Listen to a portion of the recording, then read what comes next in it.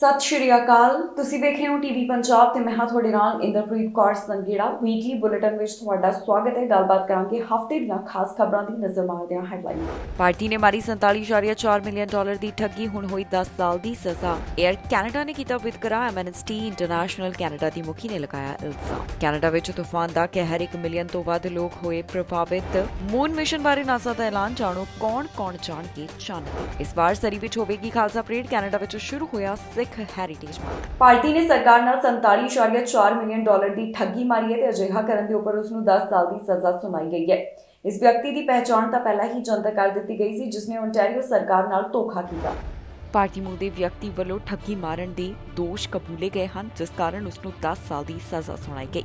ਜੀ ਹਾਂ, ਇਸ ਪਾਰਟੀ ਮੂਲ ਦੇ ਵਿਅਕਤੀ ਵੱਲੋਂ ਓਨਟਾਰੀਓ ਸਰਕਾਰ ਨਾਲ ਠੱਗੀ ਮਾਰੀ ਗਈ ਤੇ ਸੰਜੇ ਮਦਾਨ ਨੇ ਆਪਣੇ ਦੋਸ਼ ਕਬੂਲੇ ਹਨ।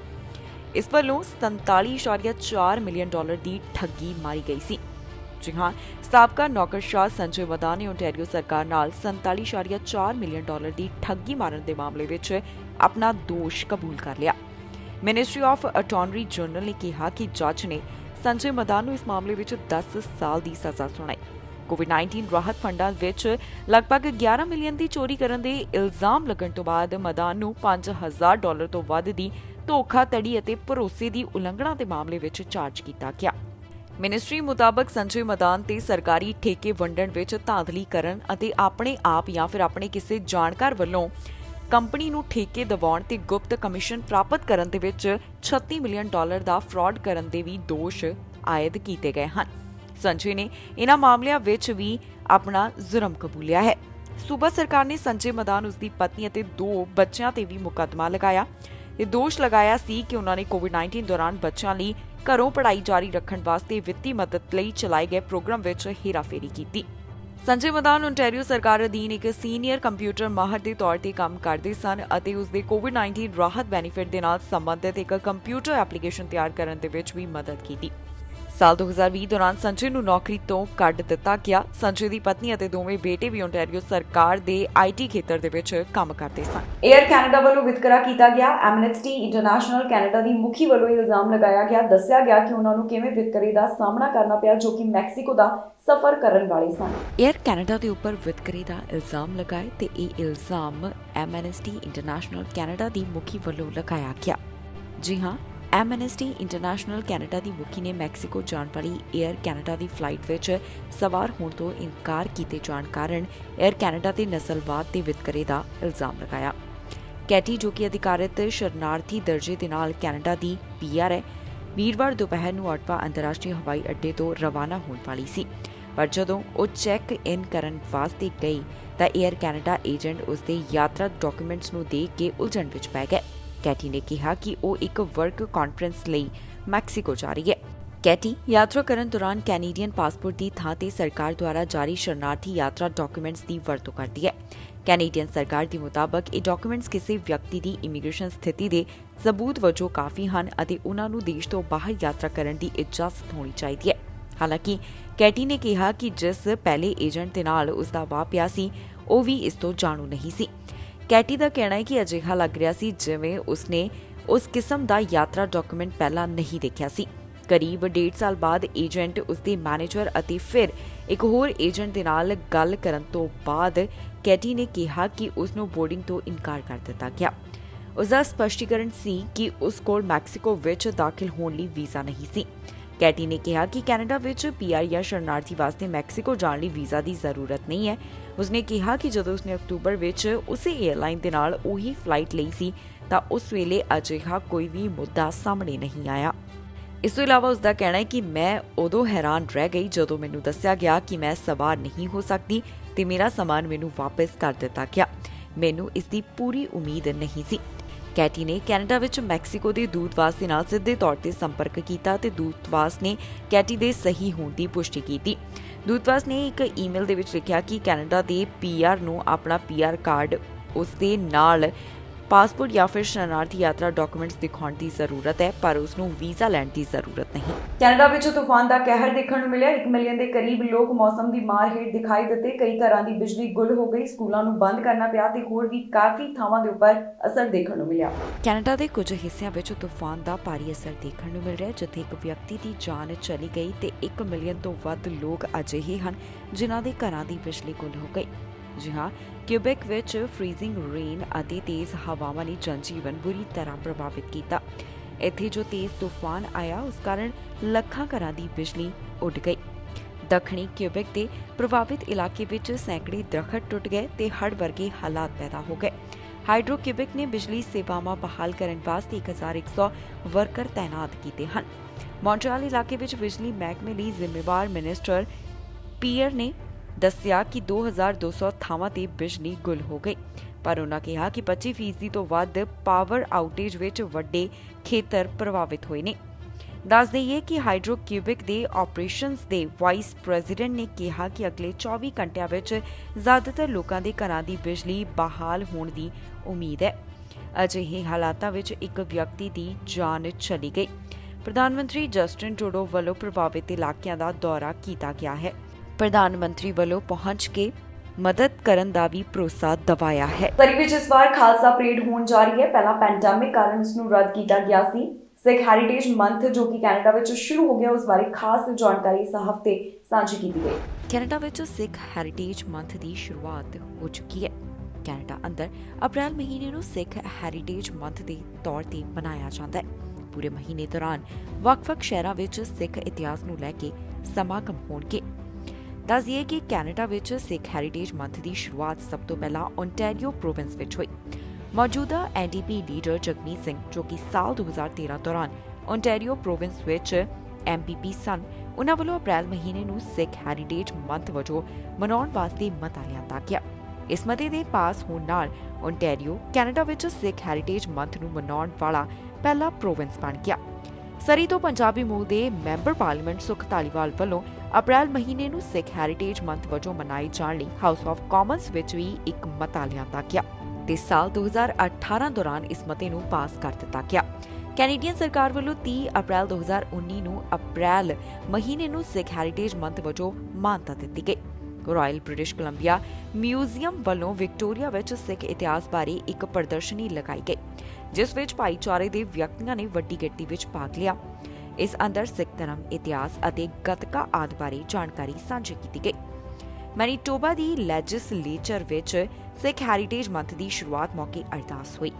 ਬਰੈਂਪਟਨ ਦੇ ਸਿਟੀ ਹਾਲ ਵਿੱਚ ਸਿੱਖ ਹੈਰੀਟੇਜ ਮੰਥ ਨੂੰ ਮਨਾਉਂਦਿਆਂ ਖਾਲਸਾਈ ਝੰਡਾ ਲਹਿਰਾਇਆ ਗਿਆ। ਇਸ ਮੌਕੇ ਤੇ ਸ਼ਹਿਰ ਦੇ mayor Patrick brown, councillor member ਅਤੇ ਐਮਪੀਪੀ ਹਾਜ਼ਰ ਸਨ। ਦੱਸ ਦਈਏ ਕਿ ਅਪ੍ਰੈਲ ਮਹੀਨੇ ਦੀ ਸਿੱਖ ਧਰਮ ਵਿੱਚ ਖਾਸ ਮਹੱਤਤਾ ਹੈ। 13 ਅਪ੍ਰੈਲ 1699 ਨੂੰ ਅਨੰਦਪੁਰ ਸਾਹਿਬ ਵਿਖੇ 10ਵੇਂ ਪਾਤਸ਼ਾਹ ਸ੍ਰੀ ਗੁਰੂ ਗੋਬਿੰਦ ਸਿੰਘ ਜੀ ਨੇ ਖਾਲਸਾ ਪੰਥ ਦੀ ਸਥਾਪਨਾ ਕੀਤੀ। ਸਿੱਖ ਇਤਿਹਾਸ ਵਿੱਚ ਇਸ ਦਿਨ ਨੂੰ ਖਾਲਸੇ ਦੇ ਜਨਮ ਦਿਹਾੜੇ ਵਜੋਂ ਮਨਾਇਆ ਜਾਂਦਾ ਹੈ। ਸਿੱਖ ਹੈਰੀਟੇਜ ਮੰਥ ਨੂੰ ਲੈ ਕੇ ਬਰੈਂਪਟਨ ਵਿੱਚ ਕੁਝ ਲਾਇਬ੍ਰੇਰੀਜ਼ ਅੰਦਰ ਸਿੱਖ ਇਤਿਹਾਸ ਸੰਬੰਧੀ ਪ੍ਰਦਰਸ਼ਨੀਆਂ ਹੋਣਗੀਆਂ।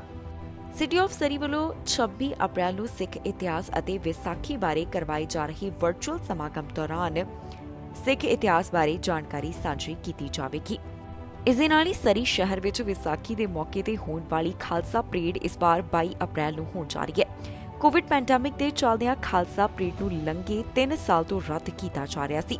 ਇਸ ਨੂੰ ਲੈ ਕੇ ਸਿੱਖ ਭਾਈਚਾਰੇ ਵਿੱਚ ਭਾਰੀ ਉਤਸ਼ਾਹ ਦੇਖਣ ਨੂੰ ਮਿਲ ਰਿਹਾ ਹੈ। ਇਸ ਪਰੇਡ ਨੂੰ 22 ਅਪ੍ਰੈਲ ਦੌਰਾਨ ਸਰੀ ਵਿੱਚ 85 ਐਵਨਿਊ ਸਥਿਤ ਗੁਰਦੁਆਰਾ ਸਾਹਿਬ ਦਸ਼ਮੇਸ਼ ਦਰਬਾਰ ਤੋਂ ਸ਼ੁਰੂ ਕੀਤਾ ਜਾਵੇਗਾ। ਗੁਰਦੁਆਰੇ ਦੇ ਬੁਲਾਰੇ ਵੱਲੋਂ ਵੀ ਇਸ ਬਾਰੇ ਸਾਰੀ ਜਾਣਕਾਰੀ ਸਾਂਝੀ ਕੀਤੀ ਗਈ ਹੈ। ਨਾਸਾ ਵੱਲੋਂ ਮੂਨ ਮਿਸ਼ਨ ਬਾਰੇ ਐਲਾਨ ਕੀਤਾ ਗਿਆ। ਜਲਦ ਹੁਣ ਚੰਦ ਤੇ ਜਾਣ ਦੀ ਤਿਆਰੀ ਕੀਤੀ ਜਾ ਰਹੀ ਹੈ। ਮਿਸ਼ਨ ਦੇ ਵਾਸਤੇ ਕੈਨੇਡੀਅਨ ਐਸਟਰੋਨੌਟ ਦੀ ਵੀ ਚੋਣ ਹੋਈ ਹੈ, ਜਿਸ ਦੇ ਉੱਪਰ ਪ੍ਰਧਾਨ ਮੰਤਰੀ ਵੀ ਨਾਸ ਕਰਦੇ ਹੋਏ ਦਿਖਾਈ ਦਿੱਤੇ। ਹੁਣ ਕੈਨੇਡਾ ਨੂੰ ਵੀ ਚੰਦ ਤੇ ਜਾਣ ਦਾ ਮੌਕਾ ਮਿਲੇਗਾ। ਇਸ ਬਾਰੇ ਪ੍ਰਧਾਨ ਮੰਤਰੀ ਜਸਟਿਨ ਟਰੂਡੋ ਵੱਲੋਂ ਵੀ ਖਾਸ ਜਾਣਕਾਰੀ ਸਾਂਝੀ ਕੀਤੀ ਗਈ। ਪ੍ਰਧਾਨ ਮੰਤਰੀ ਜਸਟਿਨ ਟਰੂਡੋ ਨੇ ਸੋਸ਼ਲ ਮੀਡੀਆ ਦੇ ਉੱਪਰ ਕੈਨੇਡੀਅਨਸ ਨਾਲ ਇੱਕ ਚੰਗੀ ਖਬਰ ਸਾਂਝੀ ਕੀਤੀ। ਉਨ੍ਹਾਂ ਦੱਸਿਆ ਕਿ ਹੁਣ ਤੱਕ ਚੰਦ ਦੇ ਉੱਪਰ 24 ਜਾਣੇ ਗਏ ਤੇ ਇਹ ਸਾਰੇ ਹੀ ਅਮਰੀਕਨ ਸਨ, ਪਰ ਹੁਣ ਕੈਨੇਡੀਅਨਸ ਨੂੰ ਵੀ ਇੱਥੇ ਜਾਣ ਦਾ ਮੌਕਾ ਮਿਲੇਗਾ, ਕਿਉਂਕਿ ਕੈਨੇਡੀਅਨ ਸਪੇਸ ਏਜੰਸੀ ਦੇ ਜਰਮੀ ਦੀ ਚੋਣ ਮੂਨ ਮਿਸ਼ਨ ਵਾਸਤੇ ਕੀਤੀ ਗਈ ਹੈ, ਜੋ ਕਿ ਅਗਲੇ ਸਾਲ ਜਾਣ ਦੀ ਤਿਆਰੀ ਕਰ ਰਹੇ ਨੇ। ਕ੍ਰਿਊ ਦੇ ਜੋ ਨਾਮ ਸਾਹਮਣੇ ਆਏ, ਉਸ ਤੋਂ ਬਾਅਦ ਰਾਸ਼ਟਰਪਤੀ ਜੋ ਬਾਈਡਨ ਅਤੇ ਕੈਨੇਡਾ ਦੇ ਪ੍ਰਧਾਨ ਮੰਤਰੀ ਜਸਟਿਨ ਟਰੂਡੋ ਖੁਸ਼ੀ ਸਾਂਝੀ ਕਰਦੇ ਹੋਏ ਦਿਖਾਈ ਦਿੱਤੇ ਨੇ। Hello, Prime Minister. How are you today? I'm doing very well. I am just so excited to be talking to you right now. Congratulations on Artemis 2. It is such a big deal. Oh, thank you so much. I really appreciate you taking the time to call. The fact that that a Canadian will be the first non-American to go to the moon is a huge thing, and it's just so exciting that it be you, Jeremy. Yeah, no, I'm very honored. I'm definitely humbled, and I think you hit the nail on the head. We're well aware that it's just circumstances that I'm here, but we know full well that this is the result of a lot of hard work from thousands of people, and really is a tribute to Canada and what we can accomplish. And then again, yesterday you bet on us again, and we're really grateful and excited about that. And it's you put us back on the ice, and we have a lot more work to do. But that's what we thrive on. We love these challenges, and so this is super exciting. You bet on us, you bet on industry, and I'm completely convinced Canada won't let you down. It's not about that. It's about building the future, not just for Canadians, but for everyone. It was important to put in the investments in space in the budget. I mean, the budget was focused on helping Canadians with the things they need right now, but also building for that exciting future. And this is a part of it. One of the things I've been enjoying geeking out on over the past little while has been explaining to people why this matters so much. Immigration ਮੰਤਰੀ ਦਾ ਇੱਕ ਵੱਡਾ ਬਿਆਨ ਇਸ ਹਫ਼ਤੇ ਸਾਹਮਣੇ ਆਇਆ, ਜਿੱਥੇ ਉਹਨਾਂ ਨੇ ਦੱਸਿਆ ਕਿ ਪੀਆਰ ਪ੍ਰੋਗਰਾਮ ਨੂੰ ਉਹ ਖਤਮ ਨਹੀਂ ਕਰਨਾ ਚਾਹੁੰਦੇ, ਬਲਕਿ ਚਾਹੁੰਦੇ ਨੇ ਕਿ ਜਦੋਂ ਉਸ ਦੀ ਮਿਆਦ ਖਤਮ ਹੋਵੇ ਉਸ ਤੋਂ ਬਾਅਦ ਹੀ ਇਸ ਪੀਆਰ ਪ੍ਰੋਗਰਾਮ ਨੂੰ ਅੱਗੇ ਬਰਕਰਾਰ ਰੱਖਿਆ ਜਾਵੇ। ਇਮੀਗ੍ਰੇਸ਼ਨ ਦੇ ਨਾਲ ਜੁੜੀ ਹੋਈ ਅਪਡੇਟ ਸਾਹਮਣੇ ਆਈ, ਜਿੱਥੇ ਰੂਰਲ ਇਮੀਗ੍ਰੇਸ਼ਨ ਪਾਇਲਟ ਪ੍ਰੋਗਰਾਮ ਅਗਲੇ ਸਾਲ ਤੋਂ ਬਾਅਦ ਵੀ ਜਾਰੀ ਰਹਿਣ ਦੀ ਸੰਭਾਵਨਾ ਹੈ। ਦੱਸ ਦਈਏ ਕਿ ਇਹ ਪ੍ਰੋਗਰਾਮ ਸਾਲ 2019 ਦੇ ਵਿੱਚ ਸ਼ੁਰੂ ਕੀਤਾ ਗਿਆ ਸੀ। ਕੈਨੇਡਾ ਦੇ ਇਮੀਗ੍ਰੇਸ਼ਨ ਮਿਨਿਸਟਰ ਸ਼ੌਨ ਫਰੇਜ਼ਰ ਚਾਹੁੰਦੇ ਹਨ ਕਿ rural and northern immigration pilot programme ਨੂੰ ਇਸ ਦੀ ਤੈਅ ਮਿਆਦ ਤੋਂ ਬਾਅਦ ਵੀ ਜਾਰੀ ਰੱਖਿਆ ਜਾਵੇ। ਇਹ ਪਾਇਲਟ ਪ੍ਰੋਗਰਾਮ ਸਾਲ 2019 ਦੇ ਵਿੱਚ ਸ਼ੁਰੂ ਕੀਤਾ ਗਿਆ। ਇਸ ਪ੍ਰੋਗਰਾਮ ਵਿੱਚ ਭਾਗ ਲੈਣ ਵਾਲੇ ਦੇਸ਼ ਦੇ 11 ਸ਼ਹਿਰਾਂ ਵਿੱਚ ਕੰਮ ਲੱਭਣ ਵਾਲੇ ਹੁਨਰਮੰਦ ਲੋਕਾਂ ਦੀ ਕੈਨੇਡੀਅਨ ਪੀਆਰ ਪ੍ਰਾਪਤ ਕਰਨ ਦੀ ਪ੍ਰਕਿਰਿਆ ਤੇਜ਼ ਹੋ ਜਾਂਦੀ ਹੈ। ਇਹਨਾਂ ਵਿੱਚ 4 ਸ਼ਹਿਰ ਸਡਬਰੀ, ਨਾਰਥ ਵੇ, ਮੈਂਟਮੈਰੀ ਅਤੇ ਟਿਮਨਸ ਓਨਟਾਰੀਓ ਵਿੱਚ ਹਨ। ਇਹ ਪ੍ਰੋਗਰਾਮ ਸਾਲ 2024 ਦੇ ਵਿੱਚ ਖਤਮ ਹੋਣਾ ਹੈ, ਪਰ ਇਮੀਗ੍ਰੇਸ਼ਨ ਮੰਤਰੀ ਦਾ ਕਹਿਣਾ ਹੈ ਕਿ ਉਹ ਚਾਹੁੰਦੇ ਹਨ ਕਿ ਇਸ ਪ੍ਰੋਗਰਾਮ ਨੂੰ ਕਿਸੇ ਰੂਪ ਵਿੱਚ ਇਸ ਮਿਆਦ ਤੋਂ ਬਾਅਦ ਵੀ ਜਾਰੀ ਰੱਖਿਆ ਜਾਵੇ। ਐਟਲਾਂਟਿਕ ਕੈਨੇਡਾ ਵਿੱਚ ਸ਼ੁਰੂ ਕੀਤੇ ਗਏ ਇਸ ਤਰ੍ਹਾਂ ਦੇ ਪ੍ਰੋਗਰਾਮ ਨੂੰ ਪਰਮਾਨੈਂਟ ਕਰ ਦਿੱਤਾ ਗਿਆ। ਸਡਬਰੀ ਵਿੱਚ ਇੱਕ ਨਿਊਜ਼ ਕਾਨਫਰੰਸ ਅੰਦਰ ਮੰਤਰੀ ਨੇ ਕਿਹਾ ਕਿ ਮੇਰੇ ਹਿਸਾਬ ਨਾਲ rural and northern immigration pilot programme ਇੱਕ ਸਫਲ ਪ੍ਰੋਗਰਾਮ ਰਿਹਾ। ਉਹ ਕਹਿੰਦੇ ਨੇ ਕਿ ਮੈਨੂੰ ਸਿਰਫ ਇੱਕ ਮਹੱਤਵਪੂਰਨ ਫੀਡਬੈਕ ਪ੍ਰਾਪਤ ਹੋਇਆ ਹੈ ਕਿ ਪ੍ਰੋਗਰਾਮ ਤੋਂ ਲਾਭ ਲੈਣ ਵਾਲੇ ਸ਼ਹਿਰ ਵਿੱਚ ਪ੍ਰੋਗਰਾਮ ਰਾਹੀਂ ਹੋਰ ਲੋਕ ਲਿਆਉਣਾ ਚਾਹੁੰਦੇ ਹਨ। ਭਾਵੇਂ ਮੰਤਰੀ ਨੇ ਕਿਹਾ ਕਿ ਉਹ ਇਸ ਪ੍ਰੋਗਰਾਮ ਨੂੰ ਕਿਸੇ ਰੂਪ ਵਿੱਚ ਜਾਰੀ ਰੱਖਣਾ ਚਾਹੁੰਦੇ ਨੇ, ਉਹਨਾਂ ਨਾਲ ਹੀ ਕਿਹਾ ਕਿ ਇਸ ਸੰਬੰਧੀ ਵੇਰਵਿਆਂ ਵਿੱਚ ਅਜੇ ਕੰਮ ਕਰਨ ਦੀ ਜ਼ਰੂਰਤ ਹੈ। ਫਰੇਜ਼ਰ ਨੇ ਕਿਹਾ ਕਿ ਅਸੀਂ ਅਜੇ ਤੱਕ ਪ੍ਰੋਗਰਾਮ ਨੂੰ ਪਰਮਾਨੈਂਟ ਬਣਾਉਣ ਵਾਸਤੇ ਰਸਮੀ ਤੌਰ ਤੇ ਕੋਈ ਫੈਸਲਾ ਨਹੀਂ ਲਿਆ, ਇਸ ਲਈ ਨਹੀਂ ਕਿ ਅਸੀਂ ਪ੍ਰੋਗਰਾਮ ਨੂੰ ਪਸੰਦ ਨਹੀਂ ਕਰਦੇ, ਪਰ ਕਿਉਂਕਿ ਪ੍ਰੋਗਰਾਮ ਦੇ ਪਹਿਲੇ ਕੁਝ ਸਾਲ ਕੋਵਿਡ-19 ਪੈਂਡੇਮਿਕ ਦੇ ਦੌਰ ਦੇ ਬਹੁਤ ਚੁਣੌਤੀਪੂਰਨ ਸਾਲ ਸਨ। ਮਿਨਿਸਟਰ ਨੇ ਕਿਹਾ ਕਿ ਉਹ ਦੇਖਣਾ ਚਾਹੁੰਦੇ ਨੇ ਕਿ ਕੋਵਿਡ ਰੋਕਾਂ ਹਟਾਏ ਜਾਣ ਤੋਂ ਬਾਅਦ ਹੁਣ ਇਸ ਦੌਰਾਨ ਇਹ ਪ੍ਰੋਗਰਾਮ ਕਿਸ ਤਰ੍ਹਾਂ ਰਹਿੰਦਾ ਹੈ। ਉੱਤਰੀ ਪੂਰਬੀ ਓਨਟਾਰੀਓ ਦੇ ਕਈ ਸ਼ਹਿਰਾਂ ਨੇ ਕਿਹਾ ਕਿ ਪਿਛਲੇ ਸਾਲ ਇਹ ਪ੍ਰੋਗਰਾਮ ਉਹਨਾਂ ਦੀ ਉਮੀਦ ਨਾਲੋਂ ਬਿਹਤਰ ਰਿਹਾ। ਇਸ ਬਾਰੇ ਗੱਲ ਕਰਦਿਆਂ ਮੇਅਰ ਨੇ ਕਿਹਾ ਕਿ ਇਹ ਪਾਇਲਟ ਪ੍ਰੋਗਰਾਮ ਦਾ ਬਿਜ਼ਨਸ ਭਾਈਚਾਰੇ ਤੇ ਬਹੁਤ ਹੀ ਚੰਗਾ ਪ੍ਰਭਾਵ ਪਿਆ ਹੈ। ਹੁਣ ਦੇਖਣਾ ਹੋਵੇਗਾ ਕਿ ਸਰਕਾਰ ਇਸ ਵਾਰੀ ਆਉਣ ਵਾਲੀ ਦਿਨਾਂ ਦੌਰਾਨ ਕੀ ਫੈਸਲਾ ਲੈਂਦੀ ਹੈ। ਮਨੁੱਖੀ ਤਸਕਰੀ ਦੇ ਮਾਮਲੇ ਦੇ ਵਿੱਚ ਪੰਜਾਬੀ ਮੂਲ ਦੇ ਵਿਅਕਤੀ ਦਾ ਨਾਮ ਸਾਹਮਣੇ ਆਇਆ, ਜਿਸ ਦੀ ਪਹਿਚਾਣ ਜਨਤਕ ਕੀਤੀ ਗਈ ਹੈ। ਹੁਣ ਉਸ ਨੂੰ ਡਿਪੋਰਟ ਹੋਣ ਦਾ ਵੀ ਖਤਰਾ ਹੈ। ਜੀ ਹਾਂ, ਇਸ ਵਿਅਕਤੀ ਦੇ ਬਾਰੇ ਅਧਿਕਾਰੀਆਂ ਵੱਲੋਂ ਜਾਣਕਾਰੀ ਸਾਂਝੀ ਕਰਦਿਆਂ ਦੱਸਿਆ ਗਿਆ ਕਿ ਉਸ ਵੱਲੋਂ 1000 ਦੇ ਕਰੀਬ ਲੋਕਾਂ ਨਾਲ ਮਨੁੱਖੀ ਤਸਕਰੀ ਕੀਤੀ ਗਈ, ਜਿਨ੍ਹਾਂ ਨੂੰ ਬਾਰਡਰ ਪਾਰ ਕਰਵਾਉਣ ਦੀ ਗੱਲ ਕਹੀ ਜਾਂਦੀ ਸੀ। ਮਨੁੱਖੀ ਤਸਕਰੀ ਦੇ ਮਾਮਲੇ ਦੇ ਵਿੱਚ ਇੱਕ ਪੰਜਾਬੀ ਮੂਲ ਦੇ ਵਿਅਕਤੀ ਖਿਲਾਫ ਕਾਰਵਾਈ ਕੀਤੀ ਗਈ ਹੈ, ਜਿਸ ਉੱਪਰ ਦੋਸ਼ ਹੈ ਕਿ ਉਸ ਵੱਲੋਂ 1000 ਲੋਕਾਂ ਦੀ ਮਨੁੱਖੀ ਤਸਕਰੀ ਕੀਤੀ ਗਈ ਹੈ। ਇਸ ਵਿਅਕਤੀ ਦਾ ਨਾਮ ਸਿਮਰਨਜੀਤ ਸਿੰਘ ਦੱਸਿਆ ਗਿਆ, ਜਿਸ ਉੱਪਰ ਚਾਰਜਸ ਲਗਾਏ ਜਾ ਰਹੇ ਹਨ। ਇਹ ਵਿਅਕਤੀ ਓਨਟਾਰੀਓ ਦੇ ਨਾਲ ਸੰਬੰਧਿਤ ਹੈ। ਪੁਲਿਸ ਅਧਿਕਾਰੀਆਂ ਦਾ ਕਹਿਣਾ ਹੈ ਕਿ ਇਸ ਵੱਲੋਂ 1000 ਦੇ ਕਰੀਬ ਲੋਕਾਂ ਨੂੰ ਗੈਰ ਕਾਨੂੰਨੀ ਤਰੀਕੇ ਨਾਲ ਬਾਰਡਰ ਪਾਰ ਕਰਵਾਉਣ ਦੀ ਕੋਸ਼ਿਸ਼ ਕੀਤੀ ਗਈ ਹੈ ਤੇ ਹੁਣ ਅਜਿਹਾ ਕਰਨ ਦੇ ਉੱਪਰ ਉਸ ਨੂੰ ਕਈ ਚਾਰਜਸ ਦਾ ਸਾਹਮਣਾ ਕਰਨਾ ਪੈ ਰਿਹਾ ਹੈ। ਅਧਿਕਾਰੀਆਂ ਦਾ ਕਹਿਣਾ ਹੈ ਕਿ ਯੂਐਸ ਫੈਡਰਲ ਕੋਰਟ ਦੇ ਵਿੱਚ ਸਿਮਰਨਜੀਤ ਸਿੰਘ ਉਰਫ ਸ਼ੈਲੀ ਨੂੰ ਗਿਲਟੀ ਨਹੀਂ ਪਾਇਆ ਗਿਆ। ਕੋਰਟ ਰਿਕਾਰਡਸ ਦੇ ਮੁਤਾਬਕ ਕੁਝ ਅਜਿਹੀਆਂ ਚੀਜ਼ਾਂ ਸਾਹਮਣੇ ਆਈਆਂ ਜਿਨ੍ਹਾਂ ਤੋਂ ਪਤਾ ਚੱਲਿਆ ਹੈ ਕਿ ਮਾਰਚ 2020 ਤੋਂ ਅਪ੍ਰੈਲ 2022 ਦੌਰਾਨ ਮਨੁੱਖੀ ਤਸਕਰੀ ਦੇ ਕੁਝ ਮਾਮਲੇ ਸਾਹਮਣੇ ਆਏ ਜੋ ਕਿ ਸਿਮਰਨਜੀਤ ਸਿੰਘ ਦੇ ਨਾਲ ਜੁੜੇ ਹੋਏ ਸਨ। ਸਿੰਘ ਇੱਕ ਬ੍ਰੋਕਰ ਦੇ ਤੌਰ ਦੇ ਉੱਪਰ ਆਪਣੇ ਆਪ ਨੂੰ ਦੱਸਦਾ ਸੀ ਜੋ ਕਿ ਸਮਗਲਿੰਗ ਵਾਸਤੇ $5,000 ਤੋਂ $35,000 ਤੱਕ ਲੈ ਰਿਹਾ ਸੀ। ਇਸ ਵੱਲੋਂ ਖਾਸ ਤੌਰ ਦੇ ਉੱਪਰ ਜਿਹੜੇ ਭਾਰਤੀ ਮੂਲ ਦੇ ਵਿਅਕਤੀ ਨੇ ਉਹਨਾਂ ਨੂੰ ਸਮਗਲ ਕੀਤਾ ਜਾ ਰਿਹਾ ਸੀ ਤੇ ਬਾਅਦ ਵਿੱਚ ਉਸ ਵੱਲੋਂ ਨਦੀ ਪਾਰ ਕਰਵਾਉਣ ਦੀ ਕੋਸ਼ਿਸ਼ ਕੀਤੀ ਜਾਂਦੀ ਸੀ। ਕੋਰਟ ਰਿਕਾਰਡਸ ਤੋਂ ਇਹ ਵੀ ਪਤਾ ਚੱਲਿਆ ਹੈ ਕਿ ਇੱਕ ਵਾਰ ਸਿੰਘ ਵੱਲੋਂ $4,000 ਲਏ ਗਏ ਤਾਂ ਕਿ ਕੁਝ ਭਾਰਤੀ ਮੂਲ ਦੀਆਂ ਔਰਤਾਂ ਨੂੰ ਨਦੀ ਪਾਰ ਕਰਵਾਈ ਜਾਵੇ ਤੇ ਉਹਨਾਂ ਨੂੰ ਨਿਊਯਾਰਕ ਦੇ ਵਿੱਚ ਛੱਡਿਆ ਜਾਵੇ। ਦੱਸ ਦਈਏ ਕਿ ਸਿੰਘ ਨੂੰ ਅਜਿਹਾ ਕਰਨ ਦੇ ਉੱਪਰ ਹੁਣ ਡਿਪੋਰਟੇਸ਼ਨ ਦਾ ਸਾਹਮਣਾ ਕਰਨਾ ਪੈ ਰਿਹਾ ਹੈ। ਸਿੰਘ ਮੌਂਟਰੀਅਲ ਵਿੱਚ ਭਾਰਤ ਤੋਂ ਸਾਲ 2010 ਦੌਰਾਨ ਆਇਆ ਸੀ। ਹਾਊਸਿੰਗ ਦੇ ਮੁੱਦੇ ਉੱਪਰ ਵਿਰੋਧੀ ਪਾਰਟੀ ਦੇ ਲੀਡਰ ਬੋਲੇ ਨੇ। ਕੰਜ਼ਰਵੇਟਿਵ ਪਾਰਟੀ ਦੇ ਲੀਡਰ ਇਸ ਬਾਰੇ ਗੱਲ ਕਰਦੇ ਹੋਏ ਦਿਖਾਈ ਦਿੱਤੇ ਤੇ ਨਾਲ ਹੀ ਉਹਨਾਂ ਨੇ ਪ੍ਰਧਾਨ ਮੰਤਰੀ ਜਸਟਿਨ ਟਰੂਡੋ ਦੀ ਸਰਕਾਰ ਉੱਪਰ ਵੀ ਕਈ ਸਵਾਲ ਖੜੇ ਕੀਤੇ। ਹਾਊਸਿੰਗ ਦੇ ਮੁੱਦੇ ਤੇ ਕੰਜ਼ਰਵੇਟਿਵ ਪਾਰਟੀ ਦੇ ਲੀਡਰ ਬੋਲੇ ਨੇ ਤੇ ਉਹਨਾਂ ਵੱਲੋਂ ਆਪਣੇ ਵਿਚਾਰ ਸਾਂਝੇ ਕੀਤੇ ਗਏ।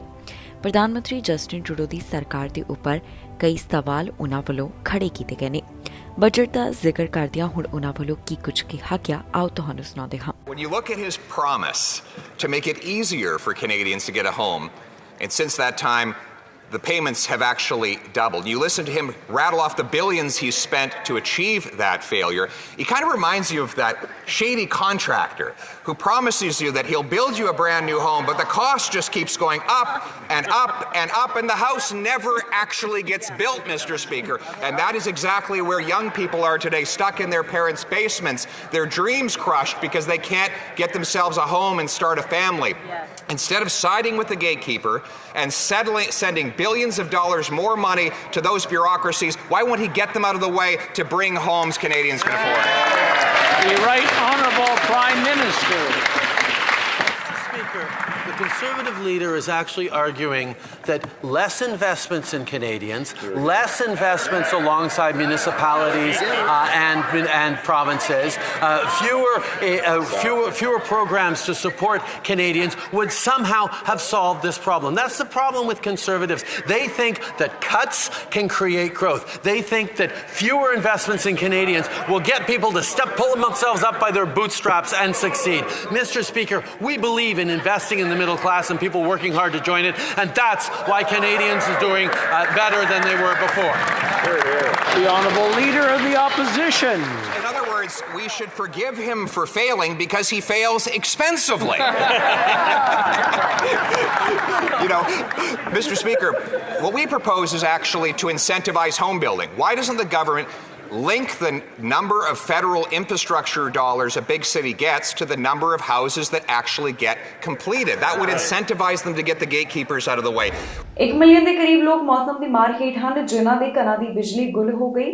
ਲਗਾਤਾਰ ਅਪਡੇਟ ਜਾਰੀ ਕਰਦਿਆਂ ਦੱਸਿਆ ਜਾ ਰਿਹਾ ਹੈ ਕਿ ਬਹੁਤ ਸਾਰੇ ਘਰਾਂ ਦੀ ਬਿਜਲੀ ਠੀਕ ਕਰ ਦਿੱਤੀ ਗਈ ਹੈ। ਦੱਸ ਦਈਏ ਕਿ ਕੁਝ ਹਿੱਸੇ ਤੂਫਾਨ ਕਾਰਨ ਕਾਫੀ ਜ਼ਿਆਦਾ ਪ੍ਰਭਾਵਿਤ ਹੋਏ ਨੇ। ਇਹਨਾਂ ਪ੍ਰਭਾਵਿਤ ਖੇਤਰਾਂ ਦਾ ਪਿਛਲੇ ਦਿਨੀ ਪ੍ਰਧਾਨ ਮੰਤਰੀ ਵੱਲੋਂ ਵੀ ਦੌਰਾ ਕੀਤਾ ਗਿਆ ਸੀ। ਮੌਜੂਦਾ ਸਮੇਂ ਅਜਿਹੇ ਕਈ ਲੋਕ ਨੇ ਜਿਨ੍ਹਾਂ ਦੇ ਘਰਾਂ ਦੀ ਬਿਜਲੀ ਠੀਕ ਨਹੀਂ ਹੋ ਸਕੀ।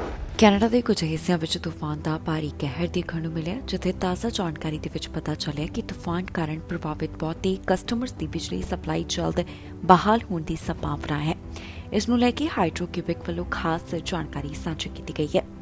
ਦੱਸਿਏ ਕਿ ਕਿਊਬਿਕ ਪ੍ਰੋਵਿੰਸ ਵਿੱਚ ਬਿਜਲੀ ਸਪਲਾਈ ਦੀ ਦੇਖਭਾਲ ਕਰ ਰਹੀ ਕੰਪਨੀ ਹਾਈਡਰੋ ਕਿਊਬਿਕ ਦਾ ਕਹਿਣਾ ਹੈ ਕਿ ਪ੍ਰੋਵਿੰਸ ਵਿੱਚ ਤੂਫਾਨ ਕਾਰਨ ਪ੍ਰਭਾਵਿਤ ਬਹੁਤੇ ਕਸਟਮਰਸ ਦੀ ਬਿਜਲੀ ਸਪਲਾਈ ਜਲਦ ਹੀ ਬਹਾਲ ਹੋ ਜਾਵੇਗੀ। ਉਹਨਾਂ ਵੱਲੋਂ ਪ੍ਰੈਸ ਕਾਨਫਰੰਸ ਵਿੱਚ ਇਸ ਦੀ ਜਾਣਕਾਰੀ ਸਾਂਝੀ ਕੀਤੀ ਗਈ, ਜਿੱਥੇ ਦੱਸਿਆ ਗਿਆ ਕਿ ਅੰਤ ਤੱਕ 8 ਲੱਖ ਗ੍ਰਾਹਕਾਂ ਦੀ ਬਿਜਲੀ ਬਹਾਲ ਕਰਨ ਦੀ ਉਮੀਦ ਹੈ। ਪ੍ਰੋਵਿੰਸ ਵਿੱਚ 5 ਲੱਖ ਤੋਂ ਵੱਧ ਗ੍ਰਾਹਕਾਂ ਦੀ ਬਿਜਲੀ ਬਹਾਲ ਕਰ ਦਿੱਤੀ ਗਈ ਹੈ। ਹਫ਼ਤੇ ਦੇ ਅੰਤ ਤੱਕ ਲਗਭਗ 3 ਲੱਖ ਗਾਹਕਾਂ ਦੀ ਬਿਜਲੀ ਤੋਂ ਬਿਨਾਂ ਰਹਿਣ ਦੀ ਉਮੀਦ ਹੈ। ਕੁਝ ਗਾਹਕਾਂ ਦੀ ਸਪਲਾਈ ਸੋਮਵਾਰ ਤੱਕ ਪ੍ਰਭਾਵਿਤ ਰਹਿ ਸਕਦੀ ਹੈ। ਕੰਪਨੀ ਦਾ ਕਹਿਣਾ ਹੈ ਕਿ 70 ਕਿਲੋਮੀਟਰ ਪ੍ਰਤੀ ਘੰਟੇ ਦੀ ਰਫ਼ਤਾਰ ਨਾਲ ਚੱਲਣ ਵਾਲੀਆਂ ਹਵਾਵਾਂ ਹੋਰ ਆਊਟੇਜ ਪੈਦਾ ਕਰ ਸਕਦੀਆਂ ਨੇ। ਕੰਪਨੀ ਮੁਤਾਬਕ 1400 ਤੋਂ ਵੱਧ ਕਰਮਚਾਰੀ ਜਲਦੀ ਤੋਂ ਜਲਦੀ ਬਿਜਲੀ ਬਹਾਲ ਕਰਨ ਵਾਸਤੇ ਕੰਮ ਕਰ ਰਹੇ ਨੇ। ਮੌਂਟਰੀਅਲ ਵਿੱਚ 3 ਲੱਖ ਤੋਂ ਵੱਧ ਗ੍ਰਾਹਕ ਬਿਜਲੀ ਸਪਲਾਈ ਤੋਂ ਪ੍ਰਭਾਵਿਤ ਹਨ। ਪ੍ਰੋਵਿੰਸ ਦੇ ਐਨਰਜੀ ਮਿਨਿਸਟਰ ਨੇ ਕਿਹਾ ਕਿ ਇਹ ਹਾਈਡਰੋ ਕਿਊਬਿਕ ਦੁਆਰਾ ਕੀਤੇ ਗਏ ਕੰਮ ਤੋਂ ਬਹੁਤ ਸੰਤੁਸ਼ਟ ਹਨ। ਕਿਊਬਿਕ ਪ੍ਰੀਮੀਅਰ ਨੇ ਕਿਹਾ ਕਿ ਸ਼ੁੱਕਰਵਾਰ ਸ਼ਾਮ ਤੱਕ ਬਹੁਤ ਸਾਰੇ ਲੋਕਾਂ ਦੀ ਬਿਜਲੀ ਬਹਾਲ ਹੋ ਜਾਵੇਗੀ, ਪਰ ਉਮੀਦ ਹੈ ਕਿ ਹਫ਼ਤੇ ਦੇ ਅੰਤ ਤੱਕ 300 ਤੋਂ 3,50,000 ਗ੍ਰਾਹਕ ਅਜੇ ਵੀ ਬਿਜਲੀ ਸਪਲਾਈ ਤੋਂ ਬਿਨਾਂ ਹੋ ਸਕਦੇ ਹਨ। ਦੱਸ ਦਈਏ ਕਿ ਕਿਊਬਿਕ ਵਿੱਚ ਫ੍ਰੀਜ਼ਿੰਗ ਰੇਨ ਅਤੇ ਤੇਜ਼ ਹਵਾਵਾਂ ਨੇ ਜਨਜੀਵਨ ਨੂੰ ਬੁਰੀ ਤਰ੍ਹਾਂ ਪ੍ਰਭਾਵਿਤ ਕੀਤਾ। ਬੁੱਧਵਾਰ ਨੂੰ ਜੋ ਇੱਥੇ ਤੇਜ਼ ਝੱਖੜਾਂ ਤੇ ਬਰਫੀਲੀ ਬਰਸਾਤ ਆਈ, ਉਸ ਕਾਰਨ ਲੱਖਾਂ ਘਰਾਂ ਦੀ ਬਿਜਲੀ ਖਰਾਬ ਹੋ ਗਈ। ਦੱਖਣੀ ਕਿਊਬਿਕ ਦੇ ਪ੍ਰਭਾਵਿਤ ਇਲਾਕਿਆਂ ਵਿੱਚ ਸੈਂਕੜੇ ਦਰੱਖਤ ਪੁੱਟੇ ਗਏ ਅਤੇ ਹੜ੍ਹ ਵਰਗੇ ਹਾਲਾਤ ਪੈਦਾ ਹੋ ਗਏ। ਦੱਸਿਆ ਜਾ ਰਿਹਾ ਹੈ ਕਿ ਲੰਘੇ 24 ਘੰਟਿਆਂ ਵਿੱਚ 62 ਲੋਕਾਂ ਦਾ ਕਾਰਬਨ ਮੋਨੋਆਕਸਾਈਡ ਤੋਂ ਪਾਏ ਪ੍ਰਭਾਵ ਕਾਰਨ ਇਲਾਜ ਕੀਤਾ ਗਿਆ। ਵਿਭਾਗ ਦਾ ਕਹਿਣਾ ਹੈ ਕਿ ਬਹੁਤੇ ਮਰੀਜ਼ਾਂ ਨੂੰ ਹਸਪਤਾਲ ਲਿਜਾਇਆ ਗਿਆ, ਪਰ ਕੋਈ ਵੀ ਖਤਰਾ ਨਹੀਂ ਹੈ। ਪ੍ਰਧਾਨ ਮੰਤਰੀ ਜਸਟਿਨ ਟਰੂਡੋ ਵੱਲੋਂ ਵੀ ਪ੍ਰਭਾਵਿਤ ਇਲਾਕਿਆਂ ਦਾ ਦੌਰਾ ਕੀਤਾ ਗਿਆ ਤੇ ਨਾ ਹੀ ਉਹਨਾਂ ਨੇ ਫੈਡਰਲ ਮਦਦ ਦਾ ਵੀ ਐਲਾਨ ਕੀਤਾ। ਤੂਫਾਨ ਕਾਰਨ ਜੋ ਨੁਕਸਾਨ ਹੋਇਆ, ਇਸ ਬਾਰੇ ਪ੍ਰਧਾਨ ਮੰਤਰੀ ਜਸਟਿਨ ਟਰੂਡੋ ਵੱਲੋਂ ਪ੍ਰਭਾਵਿਤ ਇਲਾਕਿਆਂ ਦਾ ਦੌਰਾ ਕਰਦਿਆਂ ਵੱਡਾ ਐਲਾਨ ਕੀਤਾ ਗਿਆ, ਜਿੱਥੇ ਉਹਨਾਂ ਨੇ ਫੈਡਰਲ ਮਦਦ ਦੇ ਵਾਸਤੇ ਵੀ ਭਰੋਸਾ ਦਿਵਾਇਆ ਹੈ। ਕੈਨੇਡਾ ਦੇ ਅਲੱਗ-ਅਲੱਗ ਹਿੱਸਿਆਂ ਵਿੱਚ ਆਏ ਤੂਫਾਨ ਨੂੰ ਲੈ ਕੇ ਪ੍ਰਧਾਨ ਮੰਤਰੀ ਜਸਟਿਨ ਟਰੂਡੋ ਦਾ ਬਿਆਨ ਸਾਹਮਣੇ ਆਇਆ ਹੈ। ਦੱਸੀਏ ਕਿ ਕਿਊਬਿਕ ਤੇ ਓਨਟਾਰੀਓ ਦੇ ਵਿੱਚ ਮੌਸਮ ਦੇ ਜੋ ਹਾਲਾਤ ਬਣੇ ਹੋਏ ਨੇ, ਇਸ ਬਾਰੇ ਪ੍ਰਧਾਨ ਮੰਤਰੀ ਨੇ ਗੱਲ ਕੀਤੀ ਹੈ। ਪ੍ਰਧਾਨ ਮੰਤਰੀ ਮੌਂਟਰੀਅਲ ਖੇਤਰ ਦੇ ਵਿੱਚ ਪਹੁੰਚੇ, ਜਿੱਥੇ ਉਹਨਾਂ ਨੇ ਦੇਖਿਆ ਕਿ ਤੂਫਾਨ ਕਾਰਨ ਕਿੰਨਾ ਨੁਕਸਾਨ ਹੋਇਆ ਹੈ। ਦੱਸ ਦਈਏ ਕਿ ਮੌਜੂਦਾ ਸਮੇਂ ਬਹੁਤ ਸਾਰੇ ਘਰ ਅਜਿਹੇ ਹਨ ਜਿਨ੍ਹਾਂ ਨੂੰ ਬਿਨਾਂ ਬਿਜਲੀ ਦੇ ਰਹਿਣਾ ਪੈ ਰਿਹਾ ਹੈ। Hit by this ice storm, obviously the power being down for so many folks, the trees coming down, hurting buildings and cars and whatnot, is of course an ongoing concern. It's important for people to stay safe. And it's important that people do what we always do in times of difficulty. Neighbours will be there for neighbours. People will help out and support. The federal government is here to support in any way we can. I'm here today as a MP for Papineau. This is my district, my riding, and I'm happy to be able to meet with some of the folks who've been affected and the great local folks who are working here with the Mayor of Montreal and the local mayor of l'arrondissement. We will be, of course, as a federal government, there to support in any way necessary. There haven't been any formal requests, but if there are, we will say yes. I'm going to be getting a briefing from Hydro-Québec with the Premier in a few hours, and we'll talk more about what we can do, if any. But I know the municipal teams and the federal and the provincial teams are very much on this and working as hard as they can to get things back to normal for everyone. Obviously, millions of people without power right now across the region of Montreal and beyond. Our focus is very much on being there to support as necessary municipalities and the province as necessary. The federal government is here to help if needed.